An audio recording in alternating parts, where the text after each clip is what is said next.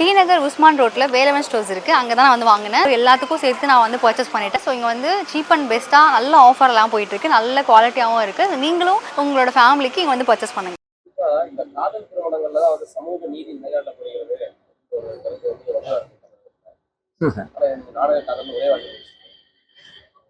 ஏங்க இந்த சமூக நீதி பத்தி தயவு செய்து யாராவது பேசினா அந்த கடுங்கோம் வரும். என்ன சமூக நீதி? பெத்தம்மா கஷ்டப்பட்டு அவன் கால் கெடுக்க 4 வேலை செஞ்சு கூலி வேலை செஞ்சு பிள்ளைய படிக்க வச்சு காலேஜுக்கு அனுப்பிச்சு ஸ்கூலுக்கு அனுப்பிச்சு அந்த பிள்ளைய கிளி மாதிரி பார்த்து கொண்டு வர்ற பிள்ளைய கண்டவன் தூக்கிட்டு போறதுதான் உங்களுக்கு புரட்சி காதலாது? இதுதான் சமூக நீதியான காதலாது? சமூக நீதிங்கிறது என்னது? முதல் சமூக நீதியே தவறு. எப்படி தவறுங்கிறீங்க? ஒரு செல்போன் காணாம போச்சுன்னா கம்ப்ளைண்ட் கொடுக்குறீங்க, கார் காணாம போச்சுன்னா கம்ப்ளைண்ட் கொடுக்குறீங்க, உங்க செருப்பு காணாம போச்சுன்னா ஸ்டேஷன்ல போய் கம்ப்ளைண்ட் கொடுக்குறீங்க. அந்த வழக்கெல்லாம் எடுத்துக்கிறீங்கல்ல. பெத்தவங்க கஷ்டப்பட்டு ஒரு பிள்ளையை பெத்தாங்கன்னா அந்த பிள்ளை காணாம போகுது, அந்த பிள்ளை ஒருத்தர் தூக்கிட்டு போறோன்னா அதுக்கு என்னங்க பாதுகாப்பு? நீங்களாம் ஒரு 4 பேர் போய் கையெழுத்து போட்டா அந்த பிள்ளை கல்யாணம் ஆயிடுமா? அப்ப பெத்தவங்களுடைய நிலை, பெத்தவங்களுடைய வலி, அவங்களுடைய கண்ணீர் என்ன? என்னைக்கு இந்த சமூக நீதின்னு சொல்லி ஏமாத்துறாங்களோ அந்த சமூக நீதி போராளிகள் எல்லாருமே தயவு செஞ்சு தான் குடும்பத்துல ஒரு சுயமரியாதை கல்யாணம் தம் மகளுக்கு பண்ணிட்டு அடுத்தவங்க மகளுக்கு பண்ணா ரொம்ப சிறப்பு. ஏன்னா அடுத்தவங்க கஷ்டத்துடைய குடும்பத்தோட வழி தெரியாது. இங்க எல்லாமே என்னன்னா சாதிய பிரிவினை உருவாக்கணும், மதத்துக்குள்ள பிரிவினை உருவாக்கணும்ன்ற எண்ணத்துலதான் இதெல்லாம் நடக்குதே தவிர மீதி எந்த சமூக நீதி இங்க கிடையாது. பெத்தவங்க இது நிறுத்தப்படணும்னா என்னுடைய உண்மையான ஒரு வேண்டுகோள் என்ன தெரியுங்களா? தயவு செய்து பெத்தவங்க கையெழுத்து இல்லாம திருமணம் நடக்கக்கூடாதுன்னு ரெஜிஸ்டர் ஆபீஸ்ல ஒரு சட்டம் கொண்டு வரணும். அப்படி கொண்டு வந்துட்டாங்கன்னா இதை போன்ற நாடக காதல் நடக்கவே நடக்காது, எங்கேயுமே நடக்காது. ஆணவ கொலையும் நடக்காது, அடிதடி நடக்காது, கலாட்டா நடக்காது, சமூக பிரச்சனையும் நடக்காது. இதுதான் அடுத்து. எப்படிங்க? நீங்க இடஒதுக்கீடு இருக்கும்போதே தெரியலையா? இடஒதுக்கீடுக்கு மட்டும் சாதி தேவைப்படுது உங்களுக்கு. அப்புறம் என்ன சமூக நீதி பிரச்சனை பத்தி பேசுறீங்க? நான் சாதிங்கிறதே உலகத்துல உயர்ந்த சாதியை பெத்தவங்க தாங்க. நம்ம அம்மா தானங்க உயர்ந்த சாதி. நான் சொல்றது பெத்தவங்கன்னு சொல்றேன். அதுல எந்த சாதியா இருந்தா என்ன, எந்த சாதியா இருந்தா என்னங்க? அது எப்படி நீங்க சமூக நீதினு ஒத்த வழியில சொல்லிட்டு போயிட்டீங்க? அந்த சமூக நீதி வந்து பெத்தவங்களுக்கும் சேருமா இல்லையா? ஒரு பிள்ளையை தூக்கிட்டு போய் நீங்க கடத்தி வைக்கிறீங்க, ஏன் அவங்க அம்மா அப்பாட்ட ஒரு பேச்சுவார்த்தை பண்ணி சேர்த்து வைக்கலாமே? நீங்க குடும்பத்தோட சேர்த்து வைக்கலாமே? ஏன் அவங்கள எதிர்த்து தான் நீங்க திருட்டுத்தனமா கல்யாணம் பண்ணணுங்கிறதுக்காகவே ஒரு குரூப் அங்கங்க ஆபீஸ் போட்டுட்டு கட்ட பஞ்சாயத்து பண்ணிட்டு இருக்கிறீங்க? அதுக்கு என்ன இது சமூக நீதி? அது பெத்த உங்களையெல்லாம் ஒரு அம்மா தானப்பா பெத்தா? இல்ல வானத்துல இருந்து நேரம் கூச்சு வந்தீங்கன்னா என்ன? அதுதான். சோ இந்த மாதிரியான விழிப்புணர்வு வரணுங்க. அடுத்த நாளைய சமுதாயம் பாதுகாக்கப்படணும். சோ இதெல்லாம் பண்றதுக்கு தான் இந்த மாதிரி படங்கள் நான் எடுத்திருக்கிறேன். இந்த படம் கண்டிப்பா உங்களுக்கு எல்லாம் பிடிக்கும். அது காதல் திருமணத்துக்கு எதிர்ப்பு ஜாதி பேர் கொண்ட படத்தை வந்து வச்சுக்கீங்க. அப்படிங்கும்போது ரஞ்சித் வந்து ஜாதிய ஆதிக்கத்தை ஊக்குவிக்கிறார் அப்படின்னு பாருங்க. நானும் இப்ப சமூக வலைத்தளங்கள்ல நிறைய பார்த்துக்கிட்டே வரேன். நான் வந்து ஒரு 100 படத்துக்கு மேல நடிச்சிருக்கேன். தமிழ்நாடு மக்களுக்கு எல்லாம் தெரியும். நான் எத்தனையோ வேஷங்கள் பண்ணியிருக்கேன். நான் ஒரு பெரிய என்ன வந்து இப்ப என்ன சமீப காலமா இப்ப என்ன ஒரு விஷயம் நடக்குதுன்னா கவுண்டம்பாளையம்னு ஒரு பேர் வச்சுட்டேன். அது ஒரு பெரிய பிரச்சனை உங்களுக்கு எல்லாம் இல்லையா? கவுண்டம்பாளையங்கிறது அது சாதி பேரா? கவுண்டம்பாளையங்கிறது இங்க இருக்கிற ஒரு சட்டமன்ற தொகுதி. இங்க ஒரு 100 ஊர் இருக்கு. கவுண்டம்பாளையம்னு கொங்கு பகுதியில வாழ்றவங்க தெரியும், கவுண்டம்பாளையம் ஒரு ஊர்னு தெரியும். சோ அதே நேரத்துல என்னை போன்ற ஆட்களை நாடக காதல்னு நான் சொல்லும் பொழுது மட்டும் என்ன சாதி வரின்னா பாக்குறீங்க. நாடக காதல்னு சொல்லும் போது ஓ இவன் சாதி வரிய, ஒரு சாதி வரிக்காக படம் எடுக்கிறான் அப்படின்னு. நான் என்ன சொல்றேன், இந்த நாடக காதல் வந்து ஒரு சாதிக்கு நடக்கிறது இல்லை, உலகம் முழுக்க எல்லா சாதிக்கும் உருவாகுது, எல்லா மக்களுக்கும் உருவாகுது. பெத்தவங்களுடைய கண்ணீரை பத்தி தான் நான் நாடக காதல்னு சொல்றேன். பெத்தவங்களை எதிர்த்து பெத்தவங்களுக்கு பிடிக்காம தூக்கிட்டு போறதுதான் தவறான செயல்னு சொல்ல வரோம். அப்படிப்பட்ட என்ன நீங்க திரும்பவும் ஒரு நாடக காதலை எதிர்க்கிறதால என்ன ஒரு சாதி வரியன்னு சொன்னீங்கன்னா கையெடுத்து கும்பிட்றேன். ஆமா நான் சாதி வரியன் தான் சொல்லிக்கலாம், தப்பு கிடையாது. அது பெத்தவங்களுக்கு தெரியும், பேரண்ட்ஸுக்கு தெரியும். அதுதான் நான் மாட்டுக்கு இருக்குன்னு வளர்ந்தவன்டா இதெல்லாம் ட்ரெய்லர்ல இருந்தது இல்லையா? ஆமா. உங்களுடைய கருத்துக்கும் அதுக்கும் பார்க்கும்போது பாருங்க, முதல்ல ஒண்ணு தெரிஞ்சுக்கங்க. நம்ம மாடுங்கிறது என்ன? நம்ம வயக்காட்டுல எங்க அப்பாவோ தாத்தாவோ இல்ல ஊர் பக்கத்துலயோ விவசாயிகள் ஏர் உழுகும் போது காளைகள் கூட ஏர் கலப்பையா கால் கெடுக்க காளைகளும் சேர்ந்து உழைச்சதுனால நம்ம காளைய நம்ம அப்பான்னு நினைக்கிறோம். அதே போல குழந்தைகளுக்கும் சரி இதுக்கும் சரி பால் கொடுக்கறதுனால பசுமாட்டை நாம ஒரு மாற்று தாயாக அம்மான்னு நினைக்கிறோம். அதனால நம்ம எல்லாரும் கையெடுத்து வணங்குறோம் இல்லையா? அதுக்காக தான் தமிழக அரசு தமிழர் பண்பாடுன்னு கருதி உழவர் திருநாள்னு வச்சிருக்காங்களா இல்லையா? மாட்டு பொங்கல்னு வச்சிருக்காங்களா இல்லையா? வருஷத்துக்கு ஒரு முறை மாட்டு பொங்கலுக்காக விடுமுறை இருக்கா இல்லையா? உழவர் திருநாள் இருக்கா இல்லையா? அப்ப தமிழக அரசே கொண்டாடுது. எதனால? இது தமிழர் பண்பாடுங்கிறதுனால இல்லைங்களா? எங்கேயாவது பன்னி பொங்கல் இருக்குதா? எங்கேயாவது நாய் பொங்கல் இருக்குதா? எங்கேயாவது நரி பொங்கல் கொண்டாடுறாங்களா? எங்கேயாவது காக்கா பொங்கல் வைக்கிறாங்களா? மாட்டு பொங்கல் தானே வைக்கிறான். அதுக்குதான் அரசாங்கம் விடுமுறை விடுது. அப்ப அதை நாம வணங்குறோம். ஒருத்தன் சடலமா பாக்குறான், வணங்குறான். ஒருத்தன் அதை சடலமா பாக்குறான். அவனுக்கு உள்ள கருத்து வேற்றுமை தான் இந்த படத்துல வச்சிருக்கிற ஒரு கேரக்டர் டெஃபினேஷன். அதுக்காக நீங்க மாட்டுக்கறி வச்சிருக்கிறீங்கன்னா திங்கிறவனுக்கே கோவம் வரல. உங்களுக்கு என்ன பிரச்சனை பாருங்க. அதுலேயே குறிப்பா ஒரு கட்சியினுடைய தலைவரை வந்து விமர்சிக்கிற மாதிரி ஒரு வசனம் வச்சிருக்கிறது, அதை உங்க ட்ரெய்லர்ல மென்ஷன் பண்ணி கொடுத்துருக்கிறது. இதெல்லாம் வந்து நீங்க ஒட்டுமொத்தமா இந்த சமூக நீதி இந்த கட்சியினருக்கெல்லாம் எதிராக செயல்படுறது, ஒரு ஆதிக்கத்தாரியினருக்கு ஆதரவா செயல்படுறது பாருங்க. இப்ப நான் திரும்ப சொல்றேன், நீங்க கேக்குறீங்க ஒரு கட்சியினுடைய தலைவரை பாதிக்குது, ஒரு கட்சியை பாதிக்குதுன்னு சொல்றீங்க. நான் திரும்ப சொல்றேன், அப்ப அந்த கட்சியினுடைய தலைவர் கட்ட பஞ்சாயத்து பண்ணாரா? அப்ப அந்த கட்சியினுடைய தலைவர் பிள்ளைகளை தூக்கிட்டு வரதான் வேலையை வச்சிருக்கிறாரா?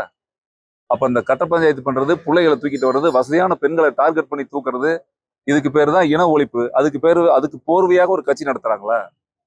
அப்படியா? சொல்லுங்க, எனக்கே தெரியல. சமூக நீதிங்கிறது என்னது? அடுத்த குடும்பத்தை கெடுக்கிறது சமூக நீதியா? அன்பு தானுங்க சமூக நீதி. எப்படி இணைந்து வாழுவீங்க? ஒரு குடும்பத்தை அழிக்கிறதுல யாரும் இணைந்து வாழவே முடியாது. இப்ப நான் இந்த படத்துல இந்த கருத்துக்கள்லாம் சொல்லும் போது சடார் உங்களுக்கு ஒரு கேள்வி வருது இல்ல?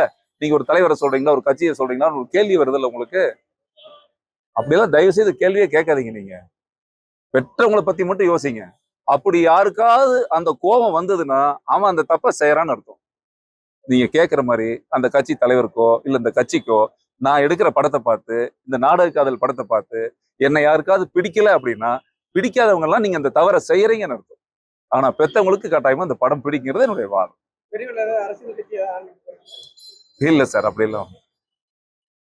ஆரம்பிச்சா நல்லா இருக்கும்னா தெரியலீங்க, எனக்கு தெரியல சாமி.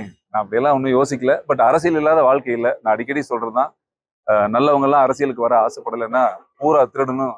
சாராய விற்கிறவன் பாருங்க, கள்ளச்சாராயம் வித்த மாதிரி பூரா திருடணும், உள்ள சேர பிடிச்சி உட்காந்துருவான். நல்லவங்க எல்லாம் தயவு செய்து அரசியலுக்கு வாங்க, எல்லாரும் வரணும்னு வேண்டுறவன். நான் ஒரு சிறந்த வாக்காளன், நல்ல அரசியல் வரணும்னு எதிர்காலத்துல நோக்கிற ஆள் நான். அதனால எதிர்காலத்தை பத்தி எனக்கு இப்ப சொல்ல தெரியல. பாப்பா எல்லாம் இறைவனுடைய ஆணை சார்.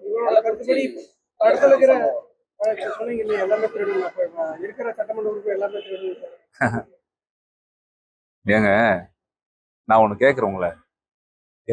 இது வரைக்கும் ஆட்சி அடைஞ்சீங்க. 50 ஆண்டு கால ஆட்சியை நீங்க பார்த்துருப்பீங்க. தமிழ்நாட்டுல 10 லட்சம் கோடிக்கு மேல கடன்ல போயிடுச்சு. அப்ப சிறந்த ஆட்சி நடக்குதுன்னு நீங்க நினைக்கிறீங்களா? இங்க இருக்கிற ஒரு எம்எல்ஏக்கும் ஒரு எம்பிக்கும் பழைய பிளாஷ்பேக் எடுங்க. நீங்க கஷ்டப்பட்டு வேலைக்கு போறீங்க, மாசம் 20,000 50,000 சம்பளம் வாங்குறீங்க. உங்க வருமானம் கம்மி. உங்களால ஒரு டியூ கட்டி சொந்த வீடு கூட வாங்க முடியாது. ஒரு பைக்கு டியூ கட்டுறது கூட கஷ்டம். மாசம் 1ஆம் தேதி பக்குன்னு இருக்கு. எனக்கு கார் டியூ கட்டுறதும் கஷ்டமா இருக்கு. எல்லாரும் அப்படித்தானே வாழ்க்கையில கஷ்டப்பட்டு தானே வாழ்றோம். ஆனா ஒரு எம்எல்ஏ ஒரு எம்பி பாருங்க, ஒரு தொகுதிக்கு 60 கோடி எம்எல்ஏக்கு செலவு பண்ணுதுன்னா அந்த பணம் எங்க இருந்துங்க வருது? ஒரு எம்பி ஒரு தொகுதிக்கு 100 கோடி செலவு பண்ணா தான் ஜெயிப்பானா, அந்த பணம் எங்க இருந்து வருது? ஏன் அவன் செலவு பண்றான்? எதுக்கு செலவு பண்றான்? ஓட்டுக்கு 10,000 எதுக்கு கொடுக்குறான்? எதுக்கு சரக்கு வாங்கி கொடுக்குறான்? சொல்லுங்க. 5 வருஷத்துக்கு முன்னாடி அந்த எம்பி என்ன கம்பெனி வச்சிருந்தான்? பில்கேட்ஸோட பேரன் அவன். சாதாரணமா சைக்கிள்ல வந்துட்டு இருந்தான், டிஎஸ்ல வந்துருந்தான். டக்குன்னு பார்த்தா 2 காலேஜ் வச்சிருப்பான், டக்குன்னு பார்த்தா பெரிய கல்குவாரி வச்சிருப்பான். இதெல்லாம் எங்க வந்தது? உழைச்சு வந்ததா? உழைக்கிறவங்க முழுக்க 80% பாவம் நடந்து ரோட்ல கஷ்டப்பட்டுக்கிறான் வெயில்ல. ஆனா இவங்க வாழ்க்கையில நீங்க பாக்குறீங்கல்ல. அப்ப இதுக்கு பேர் என்னது? கடவுள் கொண்டாந்து கொடுத்தாரா என்ன உங்களுக்கு? சொல்லுங்க. இந்த திருட்டுத்தனம் இல்லாத அரசியல் வரணுங்கிறதாங்க என்னை போன்ற ஆட்களுடைய விருப்பம். நாளைய தலைமுறையை பாதுகாக்கணும்னா இந்த அரசியல் எல்லாம் அப்புறப்படுத்த வேணும். இந்த திருடங்களா இருக்கக்கூடாதுன்னு நான் சொல்றேன். அரசியல் பேச்சு வந்து திராவிட கட்சிகளுக்கு எதிரானதா இருக்குது. அப்படியா? நான் மக்களுக்கு எதிரானவங்கள சொல்லிட்டு இருக்கிறேன் சாமி. அது என்ன திராவிடம்? அந்த மாதிரிலாம் என்ன? நீங்க மக்களுக்கு எதிரான ஆட்சியும் மக்களுக்கு எதிரான அரசாங்கத்தை பத்தி தான் நான் பேசுறேன். பேச்சு அடிப்படை சாராம்சம் பார்த்தா நாம் தமிழர் நோக்கி போற மாதிரி. நான் தமிழன் தான் சாமி. நான் தமிழன் தான், சுத்த தமிழன், ஒரு தூய்மையான இந்தியன், இந்து. உண்மைதானே? என் பிறப்பை நான் மாத்திக்கவே முடியாதுல்ல. சொல்லுங்க. கள்ளக்குறிச்சி சம்பவத்துல உயிரிழந்தவங்களுக்கு ஆளுங்கட்சியான திமுகவும் எதிர்கட்சியான அதிமுகவும் மாறி மாறி அவங்களுக்கான அந்த உயிரிழந்தவங்களுக்கான நிதியுதவி கொடுக்குறது, ஒரு சில கட்சிகள் வந்து அதை நிதியுதவி கொடுக்கறத எதிர்க்கிறது அப்படின்ற ஒரு இது. இன்னொரு இப்ப 20 மாசம் தான் அங்க தேர்தல் இருக்கு இல்லையா? தேர்தல் வந்துருச்சுல்ல. அதனால 10 லட்சம் என்னங்க, ஒரு ஆளுக்கு 1 கோடி கொடுக்கறது கூட வாய்ப்பு இருக்கு. போட்டி போட்டு ஏன்டா கொடுக்குறீங்கன்னு ஒரு குரூப்பும். எவ்வளவு கொடுமைன்னு யோசிச்சிங்களா? எவ்வளவு பாருங்க, அந்த உயிர்கள்லாம் டிவியில பார்க்கும்போது கண்ணீர் அப்படியே மனசே கஷ்டமா இருக்குங்க. உண்மையாலுமே பயங்கர வருத்தமா இருக்கு. எத்தனை உயிர்கள் பலியாது பாருங்க. நீங்க எல்லாரும் கள்ளச்சாராயம் குடிச்சு செத்துட்டாங்கிறதுக்காக கோவப்படுறீங்க. நம்ம நாடு ரோடு முழுக்க முக்குக்கு முக்கு மதுக்கடையை திறந்து வச்சிருக்கானே, அதெல்லாம் உங்களுக்கு தவறா தெரியலையா? இது ஸ்லோ பாய்சனுங்க. இவன் இன்னைக்கே செத்துருவான், இவன் 5 வருஷம் கழிச்சு சாவான். ஸ்லோ பாய்சனுங்க. இது என்ன ஒரு பெரிய மாற்றம்? உங்களால இந்த கள்ளச்சாராயத்தெல்லாம் ஒழிக்கவே முடியாது. அட பிளாஸ்டிக் பாட்டில ஒழிங்கன்னு சொல்லி மூக்குக்கு போர்டு வச்சிங்களே, உங்களால ஒரு பிளாஸ்டிக் குப்பை ஒழிக்க முடிஞ்சுதா? அப்புறம் எப்படி கள்ளச்சாராயத்தை ஒழிக்க முடியும்? இந்த கையாளாகத்தனம் வந்து எல்லாம் மனிதர் கேவலமா இருக்குதுங்க. உண்மையா கஷ்டமா இருக்கு. இது யாருக்கும் தெரியாம நடந்திருக்காது, அரசியல்வாதிகளுக்கு தெரியாம நடந்திருக்காது, ஆட்சியாளர்களுக்கு தெரியாம நடந்திருக்காது. இது எவ்வளவு வருத்தமான சம்பவம்.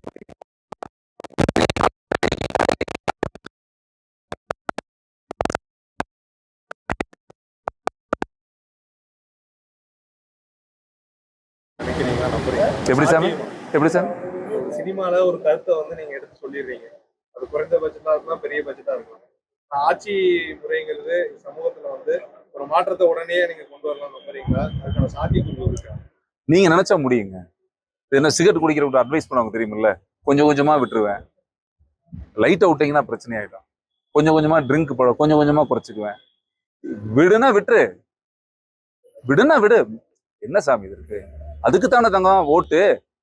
என்னுடைய இயலாமையை காப்பாத்துறதுக்கு தானே ஆபத் பாண்டவர்கள். என்னுடைய கதாநாயகர்களே ஆட்சியாளர்கள் தானே. என்னை காப்பாத்துற அப்பா அம்மாவும் அவங்க தானேம்மா. அந்த வேலையை செய்வதற்கு தான் அவங்க. நீங்க அதை முடியலன்னா இறங்கி வீட்டுக்கு போயிடலாமே. அது எப்படி? அதை செய்யணுமே, அதை மாத்தி தானே ஆகணும். நீங்க ஒரு ஹோட்டலுக்கு போய் 2 இட்லி கொடுங்க தானே கேக்குறீங்க, ஒரு 1/4 பாட்டில் விஷம் கொடுன்னா கேக்குறீங்க. உங்களுக்கு தெரியாதா விஷம் எது இட்லி எதுன்னு தெரியாதா? அதனால ஆட்சியாளர்களுக்கும் தெரியும் சாமி. ரோடு போட்டா கொல்ல, பள்ளிக்கூடம் கட்டினா கொல்ல, தண்ணியில கொல்ல, சாராயத்துல கொல்ல, சிகரெட்ல கொல்ல, கொல்ல முடிஞ்ச வரைக்கும் எப்படி சம்பாதிக்கும் தான் சாமி நடக்குது. அந்த மாற்றங்கள் வரணும் தானே நான் சொல்றேன். அதுல இருந்து ஆட்சி மாற்றத்துக்கே முடியாது அப்படின்னா அதை நீ ஒண்ணுமே பண்ண முடியாது. நீ வரக்கூடிய படங்கள் வந்து இந்த மாதிரி அரசியல் எதிர்த்தான கருத்துக்கள், ஆட்சி மாற்றத்துக்கான முன்னெடுப்பா இருக்கும். இல்ல, கண்டிப்பா நம்ம ஒரு படம் எடுக்கிறோம், நம்ம பொழுதுபோக்குறதுக்கு சினிமா வர்றதுங்கிறது ஒரு கான்செப்ட் இருக்கு. இருந்தாலும் நம்மளால முடிந்த வரைக்கும் ஏதாவது ஒரு கருத்துக்களை, ஏதாவது ஒரு ரூபத்துல ஒரு நல்ல விஷயங்களை மக்கள் மனசுக்கு கொண்டு போய் சேர்க்கறது நம்முடைய கடமை இல்லையா?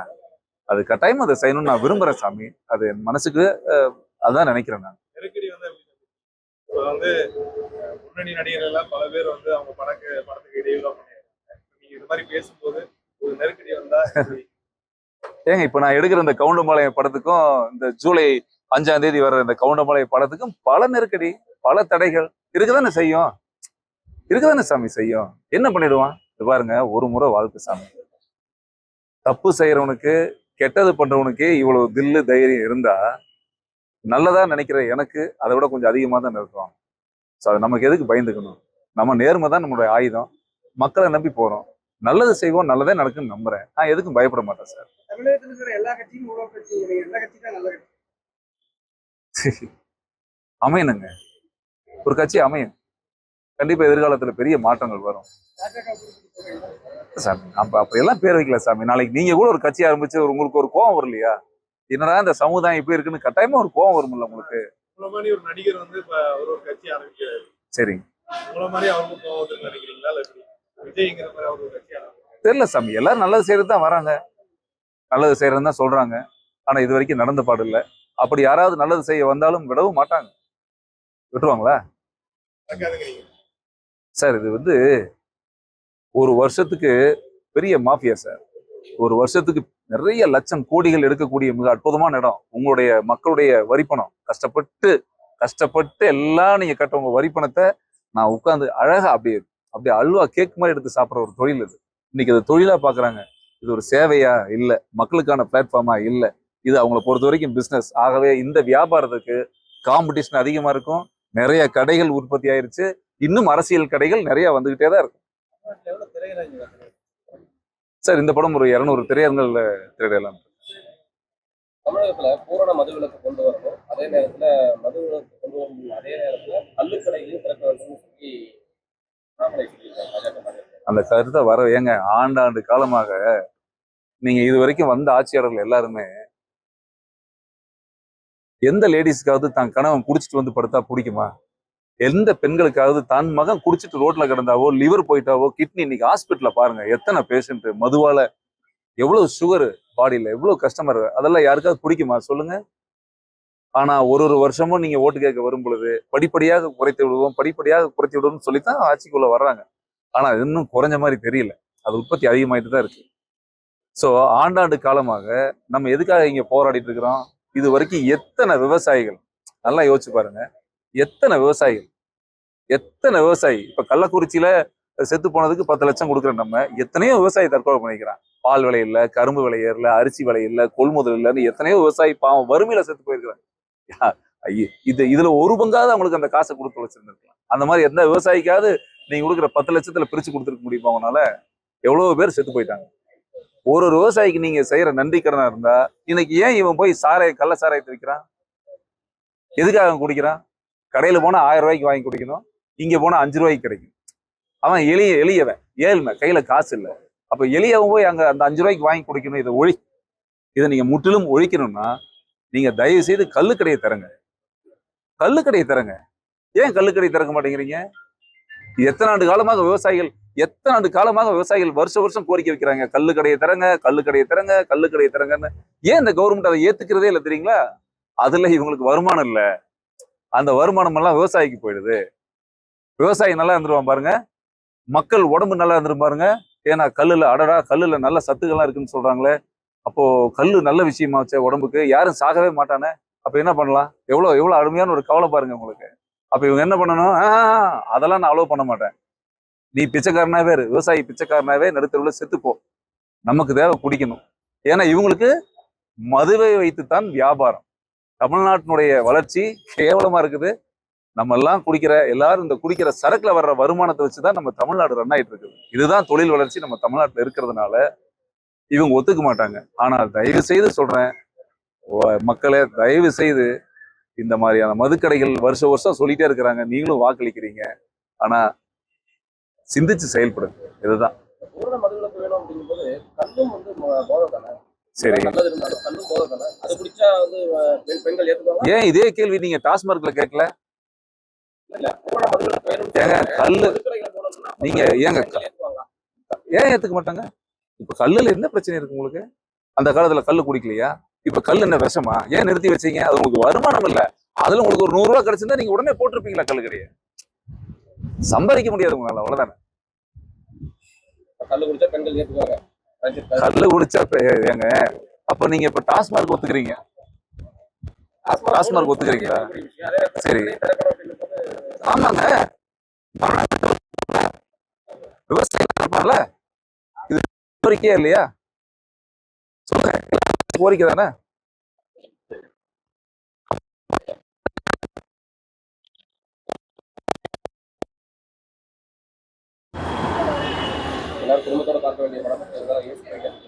அதான் நானும் நீண்ட கால போராட்டம் பண்ணி சென்சார்ல, நான் யாரையும் தவறா சொல்ல விரும்பல. ஏன்னா ஒரு படம் சென்சார் ஆனதுக்கு அப்புறம் நம்ம அதை ஏத்துக்கிட்டு தான் ஆகணும். பல போராட்டங்கள், பல பிரச்சனை இருந்தது இந்த படத்துல. இந்த படம் ஆபாச காட்சியில் எங்கேயுமே இருக்காது. தயவுசெய்து நீங்க தேட்டருக்கு வந்து பார்க்கலாம். இது நல்ல படம், நேர்மையான கருத்துக்களை சொல்லியிருக்கிறேன். ஆனால் இந்த படத்துல நாடக காதலை ஒட்டி வரக்கூடிய சமுதாய கருத்துக்களோ, சமுதாயம் சார்ந்த விஷயங்களோ ஆழமா சொன்னதுனால அறிவு சார்ந்தவங்க இந்த படத்தை பார்க்கணும்னு நினைச்சாங்களோ என்னமோ தெரியல. நம்ம படத்துக்கு சர்டிஃபிகேட் கொடுத்துருக்குறாங்க. இருந்தாலும் இந்த படம் வெற்றி அடையணும், மக்களை நம்பி நம்ம வரோம். கட்டாயமா மக்கள் இந்த படத்தை பார்ப்பாங்கன்னு நம்பி வந்திருக்கோம்.